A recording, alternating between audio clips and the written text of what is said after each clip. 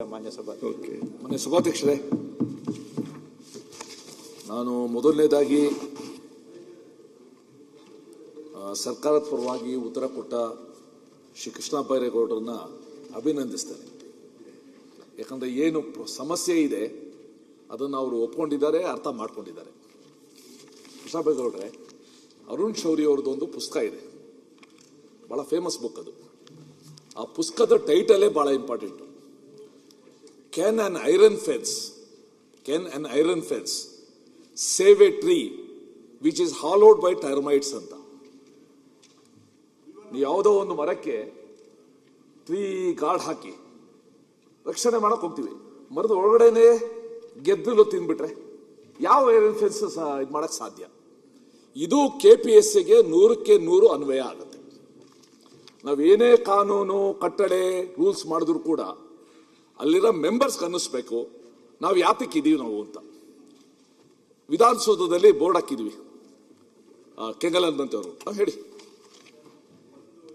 Members ಅಂದ ತಕ್ಷಣ ಮಾನ್ಯ ಪ್ರತಿಪಕ್ಷದ ನಾಯಕರು ಹೇಳಿದ್ದು ಒಂದು ವಿಷಯಕ್ಕೆ ನಾನು ಉತ್ತರ ಕೊಡೋದು ಮಿಸ್ ಆಗೋಯ್ತು.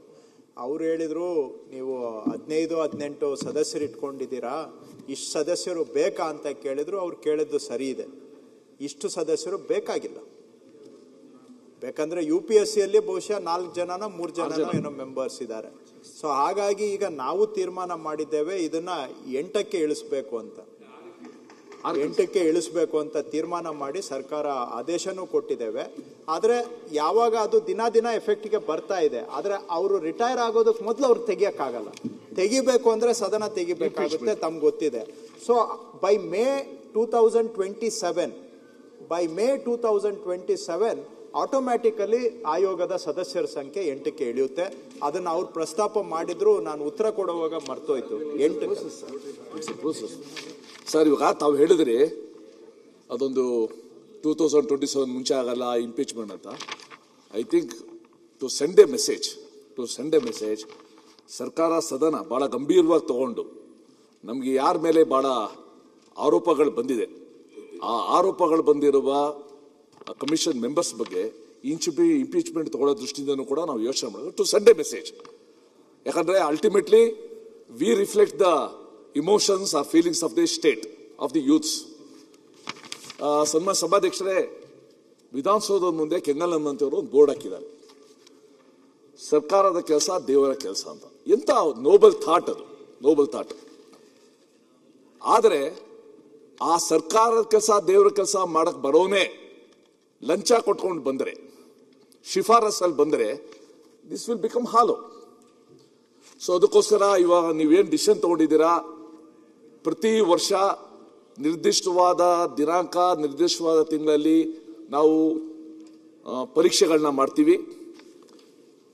ಜೊತೆಗೆ ಇನ್ನು 5 ವರ್ಷಕ್ಕೆ ಎಷ್ಟು ಬೇಕು ಅಂತ ಒಂದು ಯಾದಿನ ತಯಾರಿಸ್ತೀವಿ. ಸಿ ಗ್ರೂಪ್ಗೆ ನಿರ್ದಿಷ್ಟವಾದ ಅವಧಿನಲ್ಲೇ ಒಂದು ಪ್ರೋಸೆಸ್ ಆಗಿ ಅವ್ರಿಗೆ ನೇಮಕಾತಿ ಆಗಬೇಕು ಅಂತ.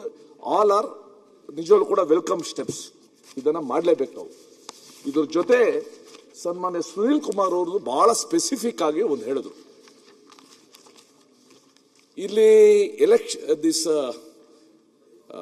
KPSCನಲ್ಲಿ 3 ಭಾಗ ಇದೆ. ಒಂದು ಕಮಿಷನ್ ಅಂತ ಇದೆ, ಇನ್ನೊಂದು ಸೆಕ್ರೆಟರಿ ಇದ್ದಾರೆ, ಇನ್ನೊಬ್ರು ಎಕ್ಸಾಮಿನೇಷನ್ ಆಫ್ ಕಂಟ್ರೋಲರ್ ಇದೆ, ಕಂಟ್ರೋಲರ್ ಆಫ್ ಎಕ್ಸಾಮಿನೇಷನ್ ಇದ್ದಾರೆ. ಇವತ್ತು ಎದ್ದಿರ ವಿದ್ಯಮಾನದ ಹಿನ್ನೆಲೆಯಲ್ಲಿ the need of suspicion is towards that controller of examination. ಅವ್ರ ಹೆಸರು ಜ್ಞಾನೇಂದ್ರ ಕುಮಾರ್ ಗಂಗ್ವಾರ್ ಅಂತ ಒಬ್ರು ವ್ಯಕ್ತಿ. ಲಾಸ್ಟ್ 4 years ಇಂದ, if I am right, he is continuing as controller of exam. ಇಲ್ಲ 4 years ಸರ್, ಅವರು ಕಂಟಿನ್ಯೂ ಆಗ್ತಾರೆ. ಈ ನಡುವೆ 4 ಜನ ಸೆಕ್ರೆಟರಿಗಳು ಬಂದು ಹೋಗ್ಬಿಟ್ರು. ಇರ್ಲಿ ಸರ್, ಏನಾಗಿದೆ, KPSCನಲ್ಲಿ ಒಂದು ಕಾನ್ಫಿಡೆನ್ಶಿಯಾಲಿಟಿ ಸೆಕ್ಷನ್ ಅಂತ ಒಂದಿದೆ. ಆ ಕಾನ್ಫಿಡೆನ್ಶಿಯಾಲಿಟಿ ಸೆಕ್ಷನ್ನೇ ಇವತ್ತು ಬಹಳ ರೂಟ್ ಕಾಸ್ ಆಗ್ತಾ ಇರೋದು. ನನ್ನ ಹತ್ರ ಆ ಹುಡುಗರು ಯುವಕರೆಲ್ಲ ಬಂದು ನಿಜವೂ ಆಕ್ರೋಶ ವ್ಯಕ್ತಪಡಿಸೋದು.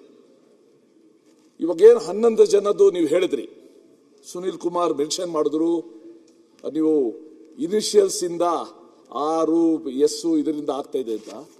ನಂದೊಂದು ರಿಕ್ವೆಸ್ಟ್ ಇದೆ, ಈ 11 ಜನದ್ದು ಅಕಾಡೆಮಿಕ್ ಬ್ಯಾಕ್ಗ್ರೌಂಡ್ ಏನು, ಹಿಂದೆ ಎಷ್ಟೆಷ್ಟು ಯಾವ್ಯಾವ ಇದರಲ್ಲಿ ಮಾರ್ಕ್ಸ್ ತಗೊಂಡಿದ್ರು ಅನ್ನೋದನ್ನ ನಾವು ನೋಡ್ಬೇಕಾಗುತ್ತೆ.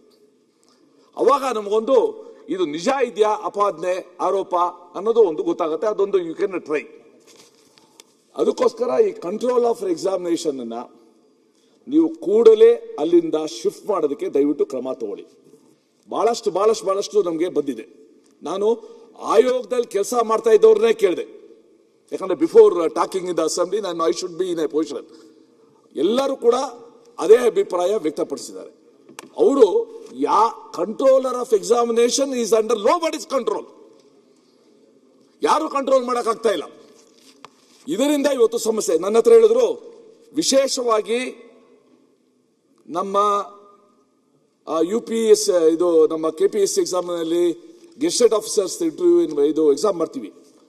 ಅದರಲ್ಲಿ 5 ಪೇಪರ್ ಇದೆ. ಒಂದು ಎಸ್ಸೆ ಅಂತ ಒಂದು ಪೇಪರ್ ಇದೆ, ಇನ್ನೊಂದು GS4 ಅಂತ ಒಂದು ಪೇಪರ್, ಎಥಿಕ್ಸ್. ಬಹಳ ಮಜಾ ಇದೆ ಎಥಿಕ್ಸ್. ಈ ಎಥಿಕ್ಸ್ ಪೇಪರ್ ಅಲ್ಲಿ ಆಗ್ತಾ ಇರುವ ಅನ್ಎಥಿಕಲ್ ಥಿಂಗ್ಸ್ ಇಂದಾನೆ ಬಹಳಷ್ಟು ಜನ